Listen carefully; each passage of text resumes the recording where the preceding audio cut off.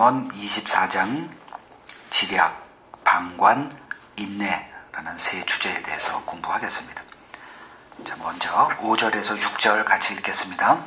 지혜 있는 자는 강하고 지식 있는 자는 힘을 더하나니 너는 전략으로 싸우라. 승리는 지략이 많음에 있느니라. 그 히딩크 감독이 한번 우리나라의 축구에 열광을 한번 일으킨 적이 있죠. 그 월드컵 4광 신화라고 얘기도 하고요. 그 감독이 이끄는 대표팀이 시범 경기에서 계속 패배했죠. 그래서 5대 빵이라는 별명이 붙을 정도로. 그때 이제 사람들이 실망하고 다른 감독으로 빨리 교체하자, 이런 목소리가 이제 있었습니다.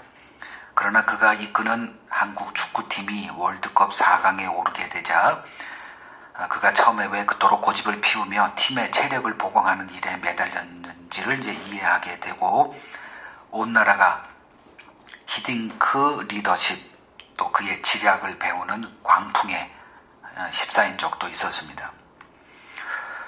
그 싸움의 승패는 단순히 힘이 아니라 지혜와 지략에 달려 있음을 보여준 한 사례라 할 수가 있습니다.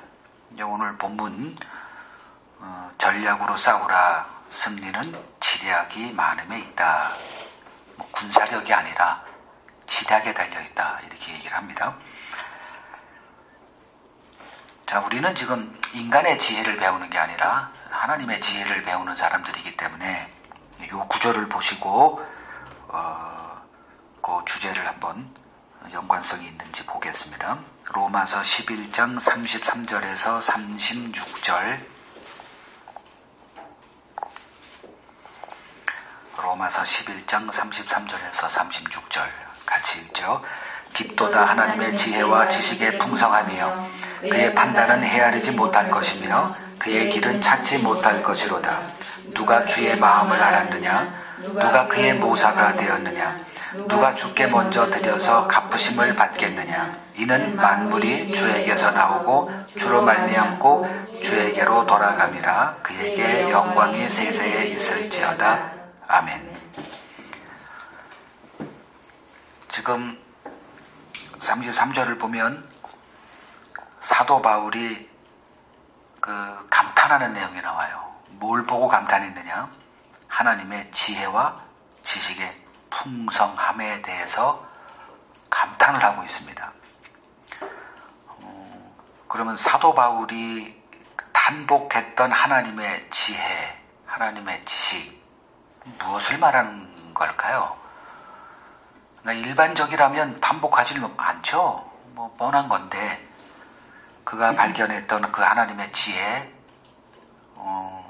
세상이 헤아릴 수 없는 지혜래요. 그러니까 상상도 할 수 없는, 어느 누구도 뭐 생각조차 하지 못하는 그 지혜를 발견했다는 건데요. 이 세상이 결코 상상도 하지 못하고 헤아리지도 못하는 그 하나님의 지혜란 무엇을 말하는 걸까? 바로 전 구절 32절 이렇게 기록되어 있습니다. 하나님이 모든 사람을 순종하지 아니하는 가운데 가두어 두심은 모든 사람에게 긍휼을 베풀려 하심이라. 그 하나님께서 모든 사람을 순종하지 아니하는 가운데 가두어 두셨다. 이게 무슨 뜻일까요? 그 도구가 뭐였죠? 율법이죠. 그러니까 율법을 이스라엘 백성들에게 주시고 그거를 행하라, 그리하면 살리라. 표면상에 드러난 하나님의 이제 명령이죠. 이것을 행하라, 그리하면 구원을 얻어, 생명을 얻어, 이거였어요. 그러니까 구약에는 다 이런 그 뉘앙스로 다 돼 있어요. 그래서 뭐 하나님의 심판을 받고 쫓겨났다가 돌아와서도 그 우리 조상들처럼 율법 행함을 저렇게 좀 어설프게 하지 말고 좀 더 깊게 완벽하게 하자, 늘 이런 식이었어요. 다시 말하면 유대인들 가운데 그 하나님이 율법을 주신 의도를 발견했던 사람은 구약에 한 명도 없다는 거예요. 늘 그것이 반복된 거예요. 그러니까 율법을 지키려고 노력하다가 이제 어느 임계치에 달하면 이제 하나님이 징계가 임하고 그 징계 받으면서 곧 고난을 당하죠. 그러면 이제 고난에서 하나님이 구원을 일으켜서 또 회복이 되고 그러면 그 사람들이 내린 결론은 율법을 더 잘하자. 좀 더 열심히 하자. 그러면 좀 더 했으면 좀 더 이렇게 노력이라 그러잖아요. 요새도 열정 이렇게 그거를 강화시키는 쪽으로 나아갔지 율법이 우리를 순종하지 아니하는데 가둬놓으시는 이런 하나님의 지혜를 발견한 사람은 한 명도 없었다는 거죠. 근데 이거를 사도 바울이 깨닫게 됐으니 놀랄만 하죠. 아, 이런 식으로 구원하셨구나. 그러니까 1500년 동안에 그러니까 율법을 사도 바울의 시점에서는 율법 조상들이 1500년 동안 그 율법을 연구하고 그 율법 체제를 어떻게 좀 잘 정리해서 이게 구원의 길이다. 하나님이 우리에게 이거를 이렇게 해서 구원 얻으라고 한 거야. 라는 그 방식을 단 한 명도 깨닫지 못했다는 거예요. 근데 그거를 자기가 깨달았을 때 이런 고백을 하는 거죠. 깊도다 하나님의 지혜와 지식의 풍성함이요 그의 판단은 헤아리지 못할 것이며 그의 길은 찾지 못할 것이로다. 그가 또 이제 하나님의 지혜에 대해서 언급한 구절이 고린도전서 1장 21절에서 24절에 기록되어 있습니다.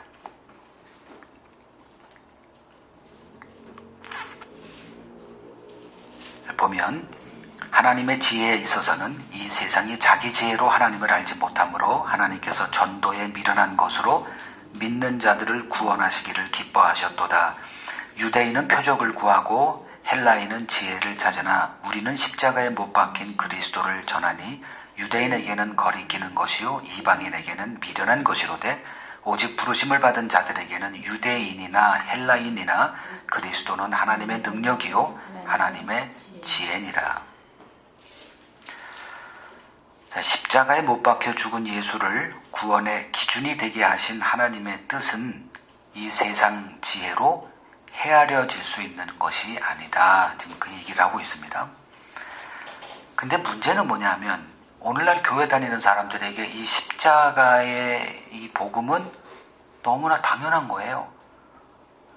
이렇게 표현해보죠. 벼락을 맞아본 사람은 그 벼락 맞기 전의 삶과 이후의 삶이 동일하지 않죠. 그 십자가 사건이라는 거는 벼락 맞은 거에 비유할 수 있습니다. 근데 십자가 복음을 안다고 하면서 삶이 교회 나와서 예배 드리는 거 하나만 다르지 하나도 다르지 않다. 삶의 방향을 얘기하는 거예요. 먹고 자고 일하고 일어나 이런 걸 얘기하는 이걸 바꿀 수는 없죠. 인간인 이상 육신을 갖고 있는 동안에는 먹고 자고 일하고 하는 거는 동일한 패턴으로 우리 똑같이 살아가요. 근데 방향성을 얘기하는 거죠. 이 땅을 향해서 가던 사람이 하늘로 이렇게 올라가는 그 방향성이 없는 사람이라면 교회만 다니는 거예요. 그러니까 교회 다니니까 우리나라 교회에서는 저 사람 교회 나오게 됐어. 이제 새 사람 됐대. 술, 담배 끊었대. 이거로 기준을 잡는다? 이거는 기준이 완전 엉터리 기준이죠. 그건 엉터리. 이게 이제 민간요법이죠. 검증받지 않은. 변화됐으니까 뭐라도. 교회 다니기 시작하니까. 근데 벼락 맞았는데 그냥 교회 하나 더 다니는 거로 이렇게 그리고서 나머지는 똑같다. 이건 아니라는 거죠. 그러니까 오늘날 교회 다니는 사람들에게 십자가 복음은 너무나 당연한 일이에요. 이게 문화라는 거예요. 이 문화라는 게 그러니까 기독교 문화로 접근하자. 제가 이제 중국 선교를 한번 연구해 본 적이 있는데 중국이 왜 변화되지 않았을까? 문화시키는데 실패했다. 이런 결론의 논문을 제가 본 적이 있어요. 그때는 그렇지 뿌리를 내려야지. 그냥 겉모습에서 교회 세우고 이거 다 없어져. 뿌리를 들어가야 돼. 이게 문화라는 거예요. 그러니까 삶의 방식. 그래서 그 문화로 이렇게 접근해 들어가면 이제 기독교 모습이 이건 계속 전승이 되어지죠. 전통이 돼서. 문화. 그래서 문화화되지 않으면 아무 효과도 없다. 그러니까 밑 빠진 독에 물 붓기다. 이제 이런 개념의 논문이었어요. 그때는 뭐 저도 그런 줄 알았죠. 그래서 제가 선교학을 전공했던 사람이라서 그 문화에 관한 내용들이 굉장히, 선교학은 대부분 그거예요. 인문학인데 그 인류학, 엔트로폴로지부터 시작해가지고 이제 컬처럴 뭐 이런 것들, 문화에 관한 것들, 생활 양식, 그걸 어떻게 복음을 그 문화의 옷을 입혀서 침투해서 문화화 시킬 것이냐. 처음에는 이제 그렇게 배웠으니까 초년생이 뭘 분별을 해요. 가르친 대로 하죠. 그래서 여러 가지 뭐 해왔던 선교 전략들, 무슨 선교 해서 결국은 성공한 사례, 한국은 이렇게 성공했고 한국은 기가 막히게 토착화됐다. 이게 다 문화적인 접근 방법이거든요. 천주교에서는 이렇게 그대로 해요. 절의 모습을. 근데 거기에 이제 문양이 조금 연꽃에 마리아가 예수를 안고 있는 요 정도로 이렇게 접근하면 부담감이 적죠. 거부감을 적게 하고, 이러한 문화적인 접근을 해서 기독교 복음을 이렇게 하려고 하는 그 전략. 그래서 그 현지화 시켜라. 이거를 예전에는 못했어요. 그래가지고 선지화했던 중국인들처럼 머리를 깎고 댕기기 이렇게 했던 그런 사람들은 막 뭐 이거 복음을 전하러 갔더니 네가 거꾸로 문화에 정복됐네 뭐 이런 오해도 받고, 불러와서 소환시켜서 신문하고 그러면 변호하고 그 과정이 다 있었죠. 그리고 이제 그게 일반화되면서 이제 가면 다 현지화 시키는 거는 보편화돼. 그게 몇백 년 안 됐어요. 대부분 다 이렇게 문화적인 접근으로 이렇게 하는데, 제가 복음에 눈이 열리고 나서는 이 문화는 이것도 십자가이고, 이건 아주 이건 절대로 하면 안 되는 거구나. 그러니까 문화라는 거는 아무 생각 없이 하는 걸 문화가 됐다 그러는 거예요. 그러니까 주일날 눈 뜨면 교회 오는 거, 이게 다 문화적인 거거든요. 이거는 아무 생명하고 관계없는 거예요. 몸에 배 있는 걸 습관적으로 하는 게 문화잖아요. 그걸 못했기 때문에 결국 기독교가 뿌리를 못 내렸다. 이건 접근 방법이 이건 아니다. 이건 지금 그 얘기하는 겁니다. 오늘날 교회 다니는 사람들에게 십자가 복음, 뭐 여기 십자가, 뭐 십자가 귀걸이, 뭐 이거 뭐 십자가 반지. 예전에 십자가의 그 의미는 완전히 사라지고 다 미화된.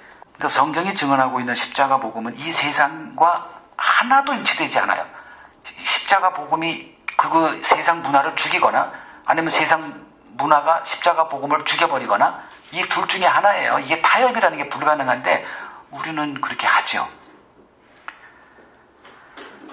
그러니까 어느 누가 십자가 복음을 바로 알고 그 십자가 복음을 영접했다면 이전의 삶과 결코 동일할 수는 없다는 거예요.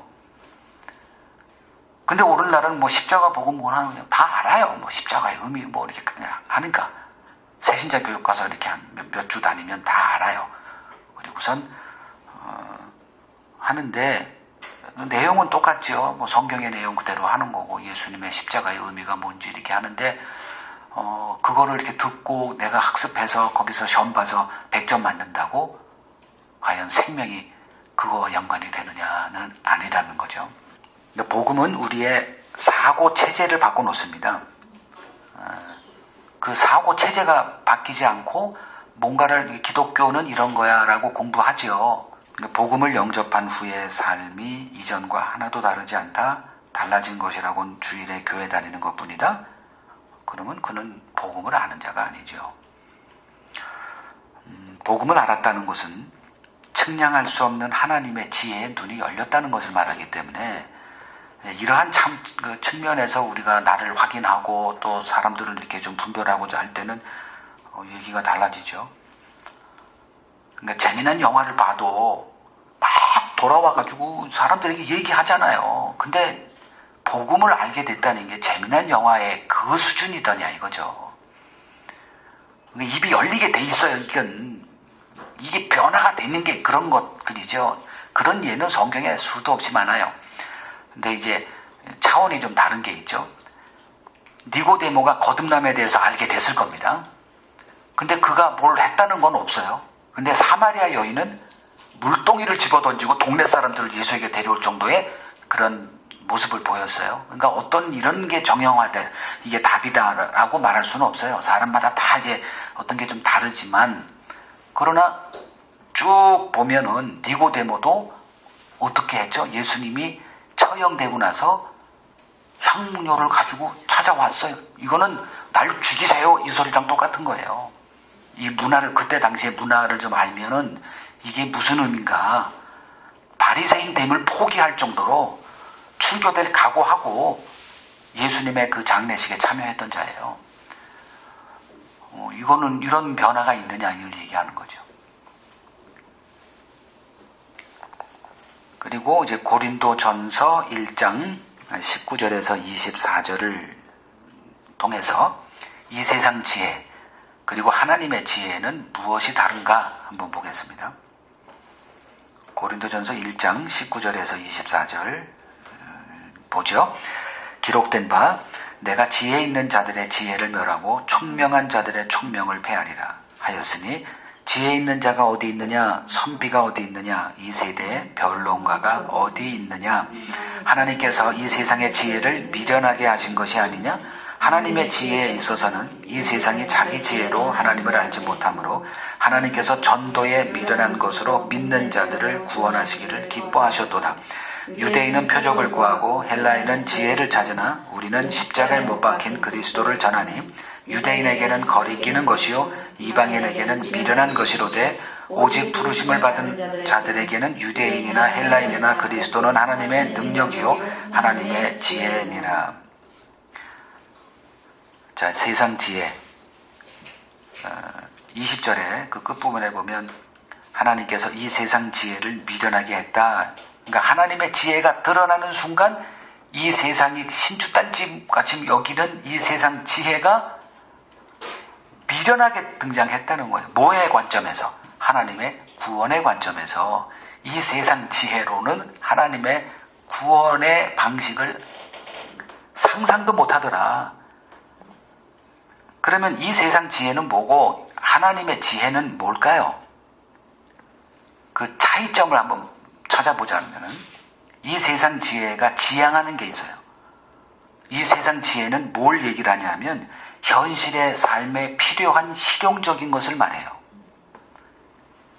근데 하나님의 지혜는 그런 것은 없어요. 근데 이걸 인정하지 않죠. 그래서 오늘도 지금 잠언을 공부하고 있지만 사람들이 잠언을 좋아하는 게 경구가 이렇게 탁탁 하고 떠오르는 게 있어요. 그걸 암기를 하죠. 그래서 삶에 뭐 이렇게 적용할 만한 것들이 굉장히 많습니다. 그 세상 관점으로 하면 다 그렇게 또 보여져요.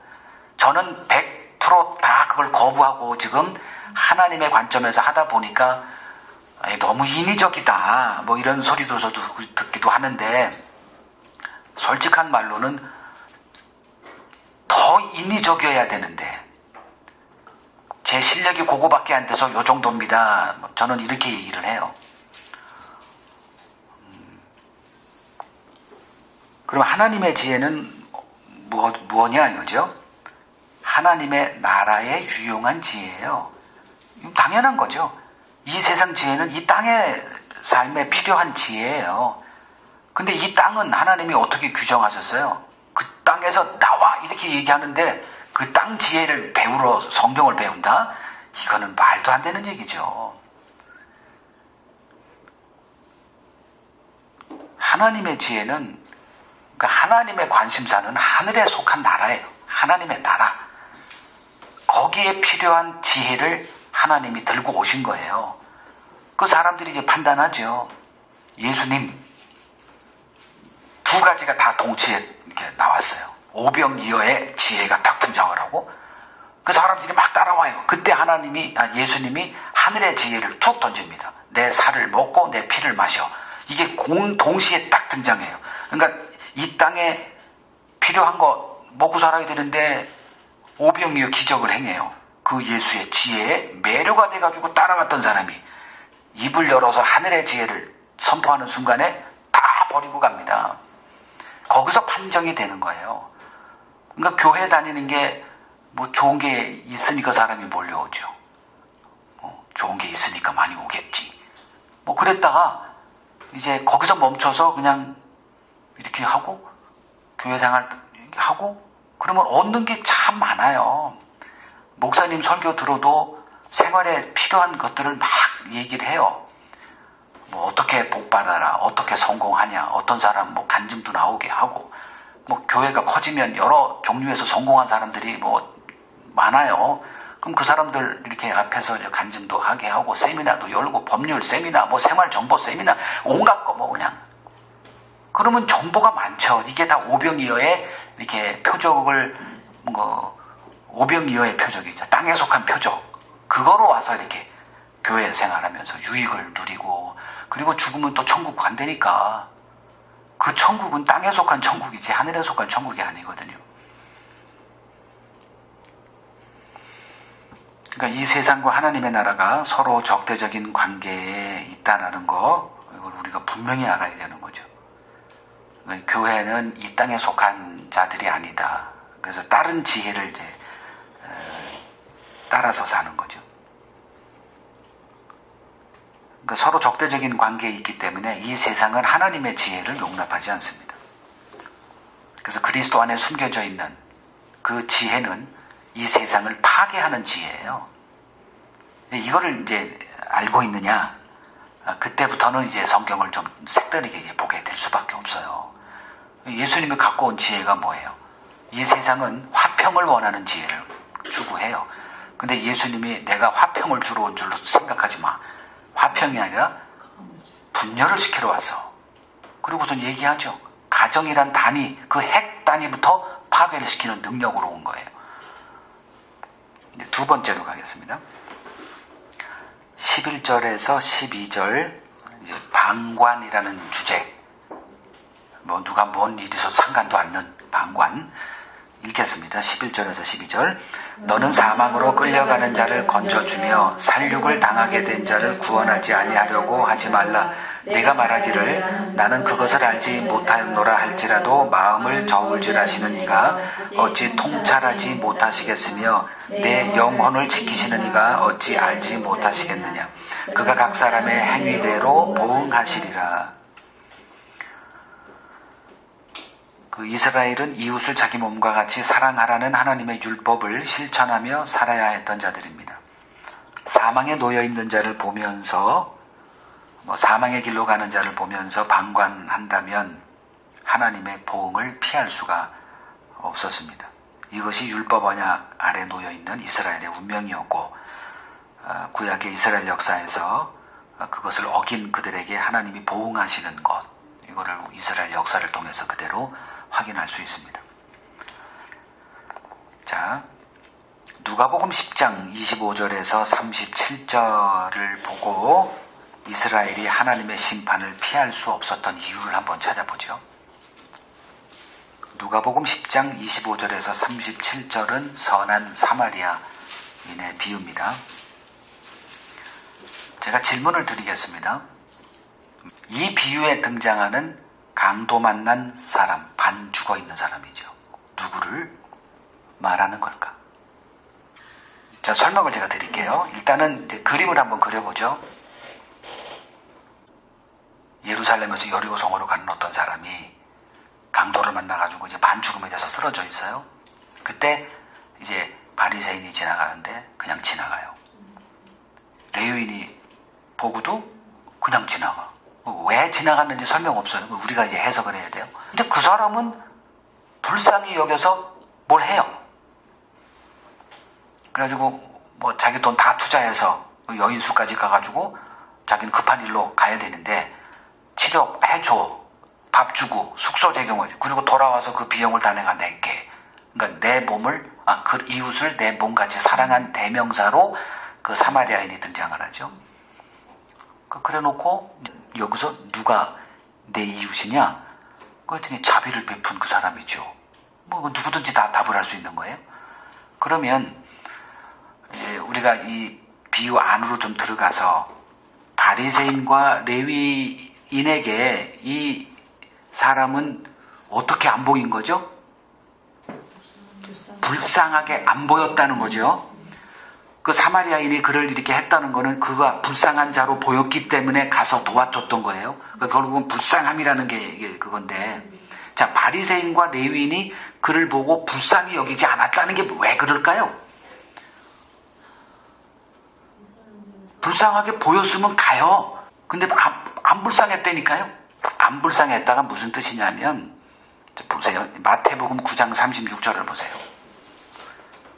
마태복음 9장 36절 읽겠습니다. 무리를 보시고 불쌍히 여기시니 이는 그들이 목자 없는 양과 같이 고생하며 기진함이라. 자, 주님의 불쌍히 여기시는 게 어디에게 등장했다? 목자 없는 양과 같이 고생하며 기진함이다.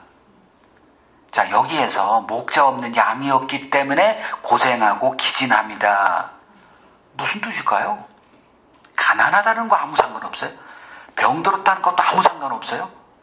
목자가 있었으면 그러지 않았는데, 거짓 목자들 속에서 뭘 배웠을까요?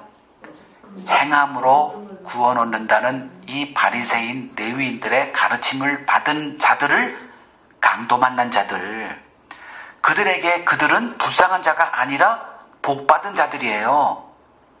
이해가 되시나요? 지금 이 사마리아 거기 비유에서 거의 강도를 만난 게, 강도는 누구? 바리새인, 레위를 말합니다. 같은 종자니까 그 사람들이 왜 불쌍히 여겨요? 자, 오늘날 목사들에게 예배 드리러 오면 복 받는 줄 알고 오는 자들이 불쌍히 보일까요? 복 받은 자들로 보일까요? 복 받은 자들로 보이는 거예요. 그 밥에 그 나물이고, 지금 바리새인 이 사람들은 그 사람이 불쌍히 보일 이유가 없는 거예요. 지금 자기들의 가르침을 받고 그 길 가는데 불쌍해 보이질 않아요. 선한 사마리아인 예수님은 딱 보는 순간에 불쌍한 거예요. 지금 여기 답은 아까 말씀드렸잖아요. 무리를 보시고 불쌍히 여기는 거예요. 선한 사마리아인 이 비유를 통해서 이 구제 사업하는 기독교 단체에서 이걸 빼놓지 않고 하는 게, 이게 문자적으로 뭐예요? 강도 만났어요. 가난해요. 병들었어요. 그들에게 구호 물품 보내라고 예수님이 그걸 한 건 아니에요. 그 이후에 사도행전에 예수님이 세운 교회들이 뭘 했는가? 구호하긴 했죠. 근데 그 구호가 돈을 주는 구호가 아니라 이방교회에서 돈을 각출해서 기근에 있는 그 마더처치, 그 예루살렘 교회와에게 돈을 줬다는 것보다도 그 연보를 전달해 줌으로써 뭐 하라고? 서로가 같은 지체임을 알게 하는 그게 연보였지, 돈을 갖다 주고 그런 건 개념이 없어요, 성경에는. 근데 우리들은 자꾸 그런 쪽으로 바라봐요. 이 비유도 주님의 의도에서 이렇게 말씀하셨는데, 그 답은 내죠. 선한 사마리아인이 누구죠? 예수님. 그럼 예수님이 보셨을 때 가난해서, 그럼 지금도 교회가 돈 많은 사람 불러 모아야죠. 헌금하고 가난한 사람 나눠줘야죠. 그러니까 방관이라는 것이 아프리카에 있는 그 가난한 사람들을 다 듣잖아요. TV만 틀으면 한 달에 10,000원. 계속 이런 거, 그래서 그걸 방관하는 게 아니에요. 우리에게 주어진 임무는 다른 데 있어요.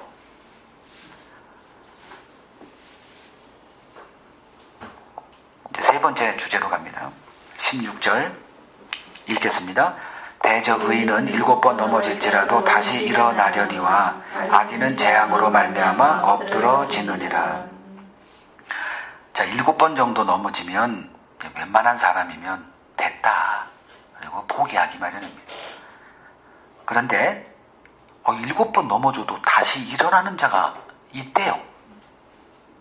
그 일이 옳다라는 분명한 확신이 있기 때문에 몸의 한계를 초월해서 또 일어나는 겁니다. 그러니까 일어나고 이런 게 문제가 아니라, 뭐가 문제냐? 내가 하는 그 길, 내가 가려고 하는 그거, 내가 하려고 하는 그게 옳다라는 확신이 순도 100%냐. 그러면 끝까지 갑니다. 어떤 고난이 임해도 글로 가요. 그러니까 복음이 우리에게 가져다 주는 확신이 있어요. 이게 이제 성령께서 확증해 주는 확신이기 때문에 아무리 우리가 넘어지고 해도 글로 갑니다. 이게 능력이라는 거예요. 복음의 능력. 자, 히브리서 3장 32절에서 39절을 읽으시고, 그들이 빛을 받은 후, 여기서 빛은 복음이에요. 복음을 받은 후에 고난의 큰 싸움을 견디어낼 수 있었던 이유는 무엇이었는지 한번 보겠습니다. 히브리서 10장 32절에서 39절. 전날에 너희가 빛을 받은 후에 고난의 큰 싸움을 견뎌낸 것을 생각하라. 혹은 비방과 환난으로서 사람들에게 구경거리가 되고, 혹은 이런 형편에 있는 자들과 사귀는 자가 되었으니 너희가 갇힌 자를 동정하고 너희가 소유를 빼앗기는 것도 기쁘게 당한 것은 더 낫고 영구한 소유가 있는 줄 알미라. 그리고 뭐 뒤로 물러가지 말라. 왜냐하면 믿음이 주어졌기 때문에 결코 그렇게 못될 걸, 뭐 그런 내용이에요. 자, 히브리서 배경에 대해서는 제가 누누이 이렇게 말씀을 드렸기 때문에, 간략히 하면 유대인 그리스도인들을 이제 말하는데, 예수 믿었다는 것 때문에 유대인들로부터 상상을 초월한 극심한 박해를 이제 받은 자들이에요. 그래도 그거를 견뎌냈습니다. 왜냐하면 복음을 받고 예수가 부활했다는 확실한 이 확신 속에 거했기 때문에 이 고난의 큰 싸움에서 인내할 수 있었다는 거죠. 그러니까 7번 넘어져도 또 일어나 그 길을 걸어가게 했다는 거예요. 그 인내의 동력이 뭐냐? 복음 지식에 대한 견고함입니다.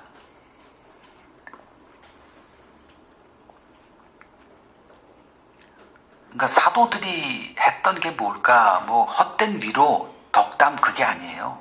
복음을 그냥 시간만 되면 너희가 서 있는, 너희가 들은 그 복음이 얼마나 하나님께 인정받은, 확증된, 입증된 것인가를 계속 얘기했다는 거죠. 그래서 사도행전 나중에 보게 되겠지만 사도 바울이 얘기했던 건 언제나 부활하신 예수님이에요.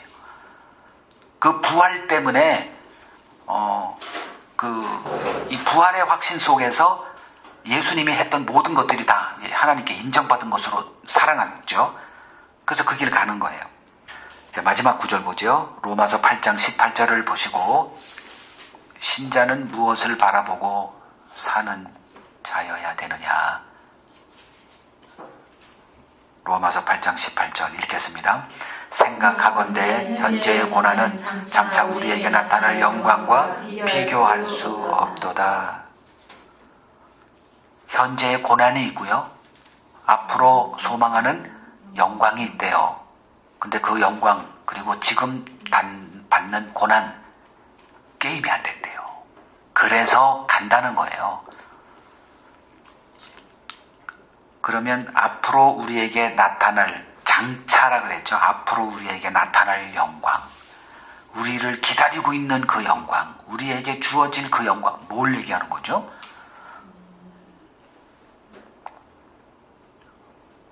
뭐 미국으로 이민 간다. 그럼 이 땅에 모든 걸 포기하고 이민 갈 만한 좋은 게 있으니까 가겠죠. 그걸 분명히 알고 있으라는 거죠. 장차 우리에게 예비되어 있는 그거, 그 영광, 그게 뭐죠? 23절, 로마서 8장 23절. 뭘 기다린대요?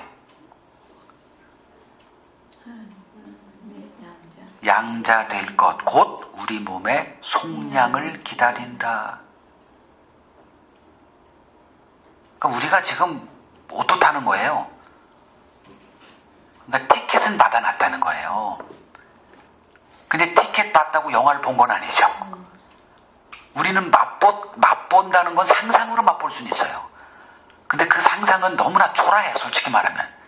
아무리 뭐 셰익스피어의 혀를 가지고 어휘력으로 뭘 설명을 해도 막상 영화를 보는 자와 이 티켓을 가지고 이제 뭐 예매했다고 해서 하는 거하고는 게임이 안 되죠. 그 영광은 아직 남아있다는 거죠. TV에서 보는 음식, 음식점에 가서 먹는 음식, 이건 게임이 안 되죠. 그런 차이라는 거예요. 그래서 로마서 8장 25절을 보면, 만일 우리가 보지 못하는 것을 바라면 뭐하라? 기다리는데 뭐하라? 참아라, 인내하라 이거죠.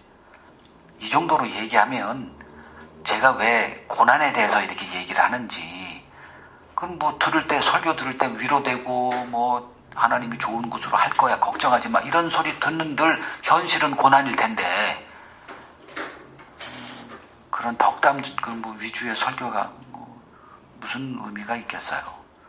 내가 지금 걷는 길이 고난이다, 그건 운명되어졌다, 듣기 싫어도 듣다 보면 내가 고난의 길이 이렇게 걸어갈 때 맞구나, 이건 알 수 있죠. 맞구나, 그렇지, 내가 또 뭐에 또 홀렸지, 맞아, 이거야. 왜? 들었으니까. 이 확신 속에 굳건히 서 있는 저희들 되기를 바랍니다.